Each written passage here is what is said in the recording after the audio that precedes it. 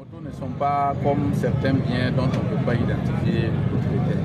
Nous avons vraiment des milliers de personnes qui sont sorties victimes de vol.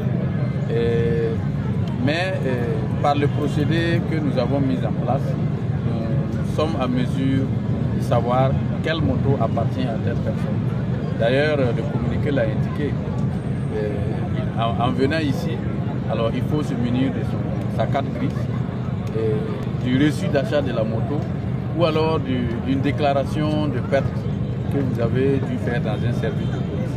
Après, si vous allez passer à la vérification des engins qui sont exposés ici, et bon, on peut aisément, à travers les numéros des motos et tout, savoir si c'est votre engin ou pas.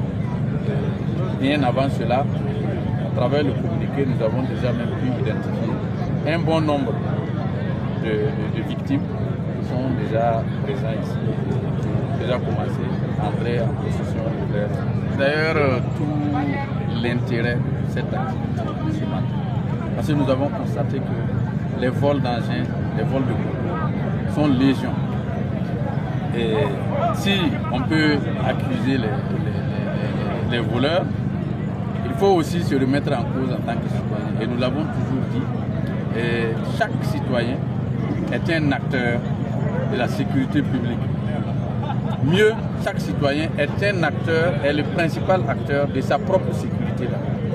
Parce que c'est nous-mêmes qui devons développer des initiatives, qui devons développer des mesures pour notre sécurité et la sécurité de l'autre. Et faire en sorte que si on ne peut pas empêcher le vol là, qu'on rende le vol plus compliqué.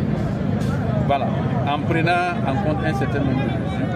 Parce que quand on regarde les circonstances dans lesquelles la plupart des engins ont été volés, oui, il y a des cas où c'est suite à des agressions, il y a des cas, mais la plupart du temps, c'est suite à notre négligence nous-mêmes.